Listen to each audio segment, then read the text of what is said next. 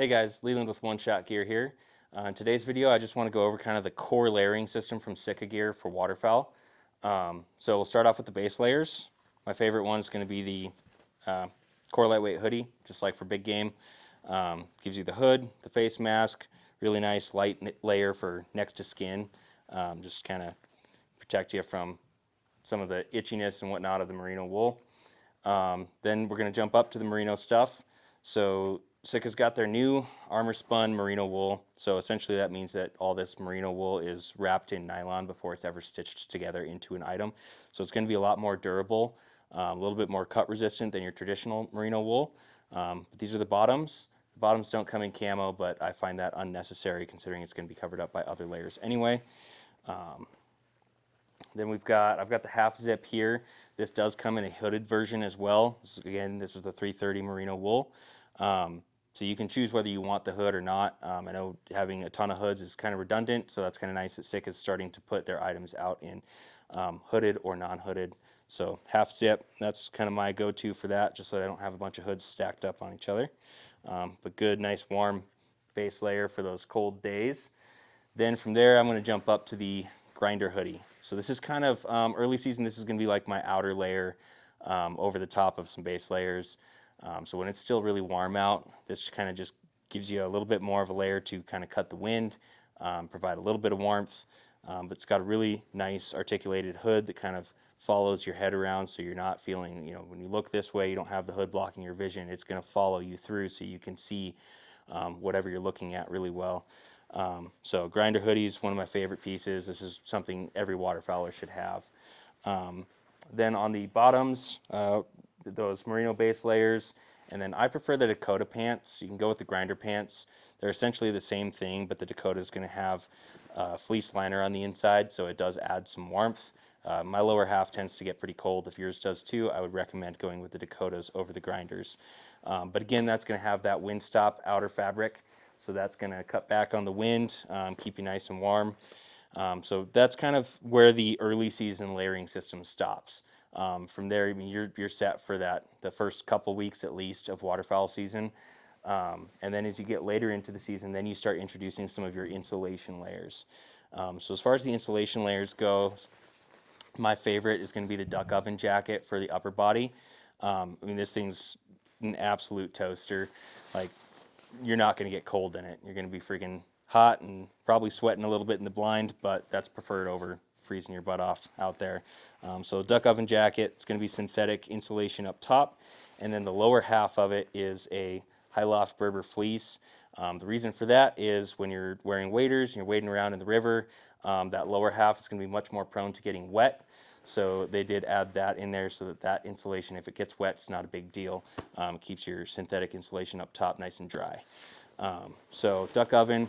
Other options are going to be like your Dakota hoodie. That's a good option as well for your insulation. It's not quite as warm as the duck oven, so you can kind of incorporate either of those pieces however you see fit for what you're doing. As far as the lower body insulation goes, you can't beat the gradient pants or the bibs. Just kind of depends on your preference. I prefer the bibs just so I have that insulation going all the way up to the top of my waders. But if you choose the pants, same thing, it's just cut off a little bit lower, so it only comes up to the waist. Now, cool thing about these is they have a nice taper to them, so they're following your legs taper all the way down, and then you have the stirrups on the bottom of both the pants and the bib. So that's going to help those things to get them inside of waders or bibs without them bunching up and riding up to your knee. So that's going to keep everything nice and laying flat along your entire leg. And that high loft Berber fleece is great for, especially when you're wading in like rivers and stuff. It's not going to compress like down. So when that water starts pushing against it, that's going to stay lofted. It's going to keep you warm even if you're standing in a river. So gradient cold weather bibs or the pants, either way, it's just kind of personal preference, but I prefer the bibs. And then moving on to your shell pieces. So we have the Boreal Aerolite parka and the bibs. Now this is kind of your like one piece, do everything. It doesn't really follow the layering system. Now obviously you can throw a couple base layers on underneath this just to make them a little bit warmer, but that's really hardly ever needed. This piece by itself is so warm. So on those coldest of cold days, this is kind of like that superhero set that's going to keep you nice and warm. With a good layering system, you can kind of match this warmth. So that's kind of personal preference, whether you want to go with that hero item or not. This thing will pretty much keep you warm in through anything. It's a little too hot for early season, so personally I prefer going with a good solid layering system that I can use during early season and then add layers in as it gets colder. So that's the Boreal Aerolite set, both the bib and the jacket. And then we have, for the absolute like outer shell of the layering system, we've got the Hudsons. So your Hudson bib, no insulation at all to this. This is really just a shell piece, right? So this is just to keep you nice and dry more than anything. But they do have these nice knee pads and the rubberized reinforcements on the knee. So as you're kneeling down, you know, this thing's going to take a lot of abuse. It's not going to get cut by brush and whatnot. And then same thing on the seat. We've got Dyneema. So as you're sitting on brush, and these things are going to be highly cut resistant, so that's not going to get tore up. But yeah, so just a good shell layer, so that's going to keep you nice and dry. And then basically the same thing for the top. The top does have a little bit of insulation value to it, so it will help keep you a little bit warm. But that's going to go on over the top of everything. It does come with these call lanyards. You can choose whether you like those or not. You can take them off. Just pops right off up here. So that's removable if you don't want to run those. But again, 3-layer Gore-Tex, good pocket configuration for carrying some extra shells, calls, and then it does have the high pockets to keep your hands nice and warm.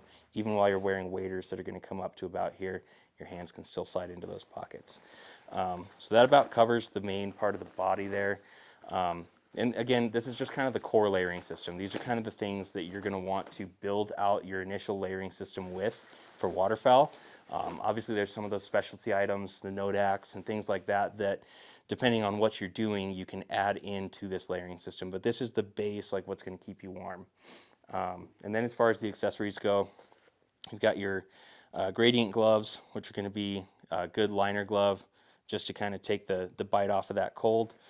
Pantanels are my absolute favorite. They still leave you enough dexterity, and the fingers are slim enough that you can still fit these inside and outside of a trigger guard really easily.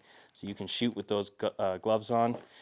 And then when I'm setting deeks, I like Delta deeks just because it gives you that long cuff. So full 3-layer Gore-Tex, so that's going to keep your hand nice and dry, so you can dunk your hand in, grab deeks. And actually, same on the Pantanels, that's Gore-Tex as well, so that'll keep you dry as well. Just doesn't have that long cuff. But if you have any questions about the layering system, feel free to give us a shout, 303-284-3828, or stop by the shop in Golden. We'd be happy to go through all this with you.